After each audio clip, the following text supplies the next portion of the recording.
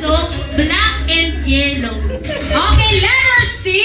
Lahat ng bagay nagbabago, black and pink. Blackpink. Explain ko pa, black and pink. Letter D. Letter D po, ano yung di mapaisip ko ngayong D?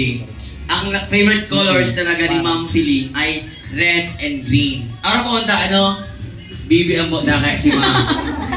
Sa DP nga na kaya, sa dating DP ni Ma'am, naka-arga ka ni si Ma'am, naka-arga niya. Kung ini-stock siguro nito si Ma'am dati, BBM yan si Ma'am. Kaya ang favorite color niya ay red and green. Ayun na Ma'am. Okay, ready na ba ulitin? 3, go! Pila-pila! Oh, yung mga